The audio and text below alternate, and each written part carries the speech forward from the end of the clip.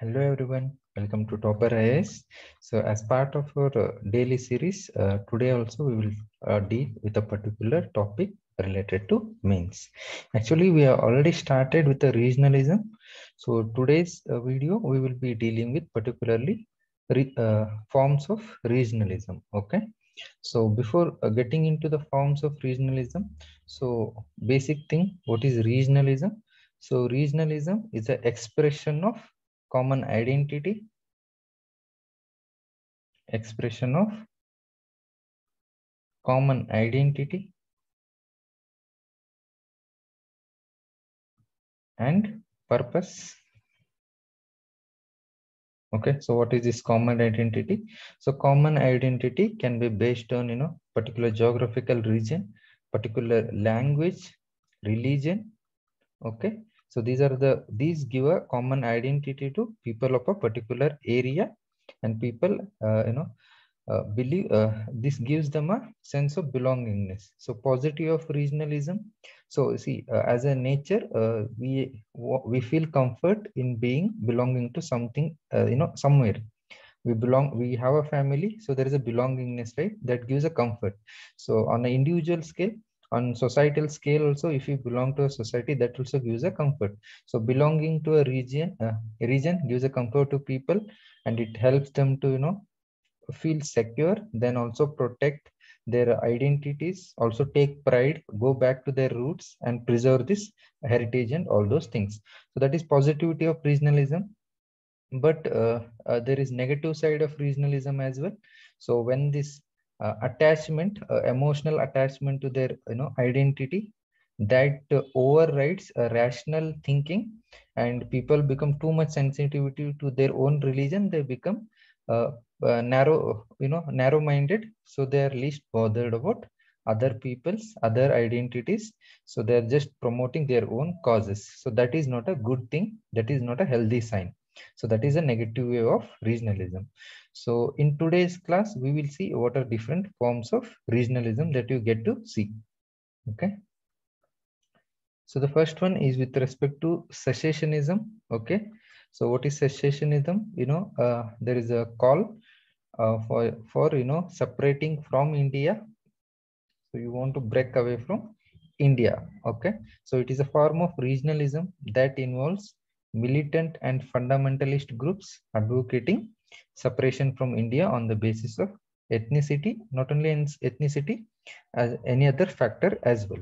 So you get to see this kind of extreme dimension of regionalism, particularly in Nagaland by Isaac Moais, National Socialist Council of Nagaland, NSCN. So you might have come across, NSCN, IM and all, government carrying out negotiations and all those things. So Nagaland, this movement, NSCN movement, is an extreme form of secessionist movement. Okay. So another example is Islamic fundamentalist groups in JNK. They are also going to extreme militant groups. Then ULFA in Assam. So this is an extreme form of regionalism. Okay, going resolving to violence and all those things. So secessionism is a one form of regionalism. Then another we have is separatism. So here you demand for a separate statehood within a Indian Union. So how it differs from secessionism is, in secessionism you don't want to be with the Indian Union, you want to be a autonomous nation itself, means break away from the Indian Union itself. But in separatism, you still remain in the Indian Union, but you want a separate statehood. Okay, and many times these kind of uh, uh, demands are made based on linguistic and by linguistic or ethnic minorities within the states. These people come together and unite against a majority community in that state. Okay, and this kind of demand was also accommodated. So the Seventh Constitutional Amendment Act, or the State Reorganization Act of 1956. So people were states were reorganized on the basis of linguistic, okay, language. So that's what separatism. This is not a bad sign. These are been accommodated, because what it leads to, see, it is a accommodation leads to you are recognizing the diversity. So while rather than Suppressing the diversity, movement you recognize, so that gives a positive sign, and states are still willing to cooperate with the Indian Union. Okay, so that is a positive thing. And recent examples, states demanding and getting separate state, like Uttarakhand, you have Jharkhand, Chhattisgarh, and also Telangana. Telangana from Andhra Pradesh, and Jharkhand from Bihar, Uttarakhand from UP, and Chhattisgarh from Madhya Pradesh. So they all demanded, so and they got the separate statehood. And even now, so these are formed, and the demands for separatism still exist. So other examples we have is Bodoland from for the Bodo speakers in Assam, okay, and Gorkha land for ethnic Gorkha people in West Bengal, and Bundelkhand state, okay. So Bundelkhand covering a part of Madhya Pradesh and part of Uttar Pradesh for promoting development in the development of the region. So the Bundelkhand region lacks a development. So you might have come across Bundelkhand region, particularly Ken Betwa river project, right? You're transferring water to rain deficit or water deficit region of Bundelkhand region. So there you might have come across in newspaper. So Bundelkhand state, demand for Bundelkhand state is there. So that is an example from separatism form of regionalism. Okay. Then a demand for full statehood, in the sense, you have union territories. So union territories will be converted into a full state, because there is a difference in allocation of power, right? What powers union territories have and what power states have, with respect to Delhi and all. Okay, so with respect to land, subject, public order, so there is a variation in the power that union territories enjoy when you compare with the states. So states are relatively, not relatively, much higher power compared to union territories. So union territories will be obviously demanding to convert a union territory into a state, because to get a greater power. Okay, and most of such demands have already been accepted in the past. For example, in 1971, Himachal Pradesh got the status of full state, and thereafter you see Manipur, Tripura, Mizoram, Arunachal Pradesh.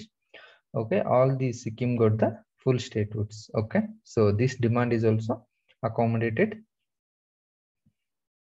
Then you have a demand for autonomy. So demand for autonomy.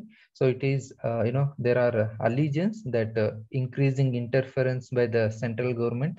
So, and you also see a rise of regional parties. So regional parties, one of the way is they bring up the regional issues and to promote their cause.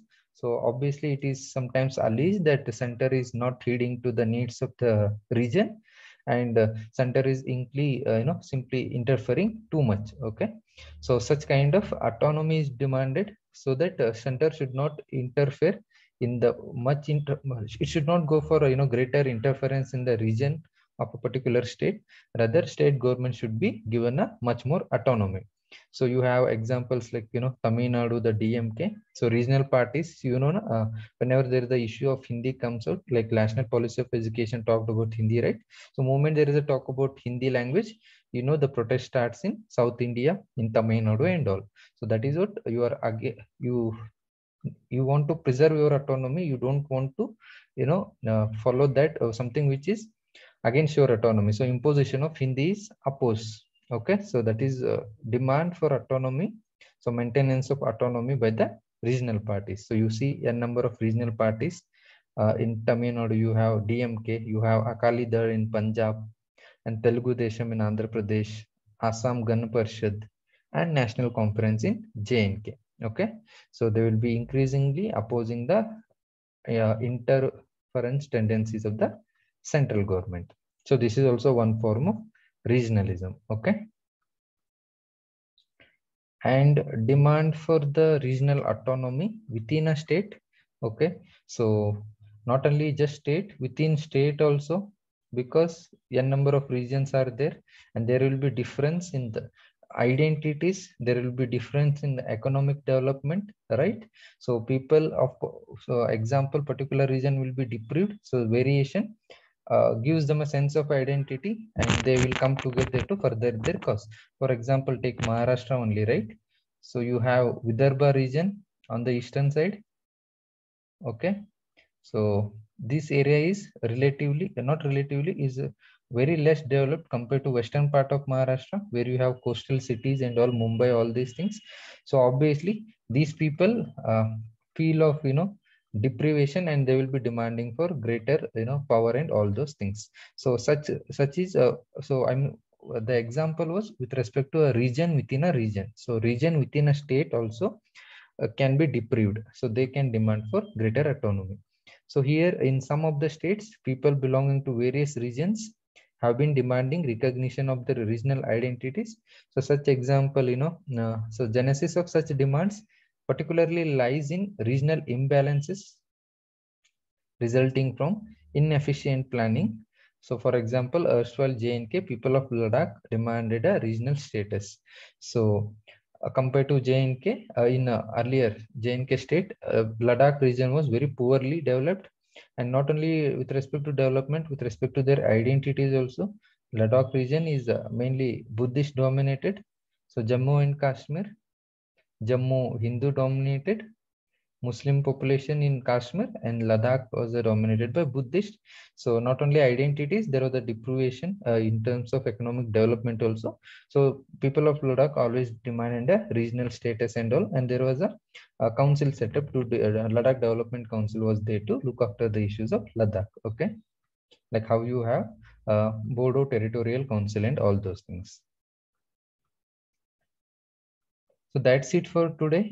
You can also download the PDF of this document, and if you have not watched the previous video, which explains about the what is basic things about what is region and what is regionalism.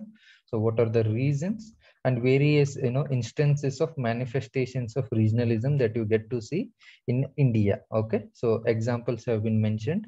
So if you have not watched that video, first watch that, and then you can watch this video. Okay, and PDF of this document is provided in the link that is shared below, and please download the Topper IAS Institute. There you can watch these videos again and again. Thank you.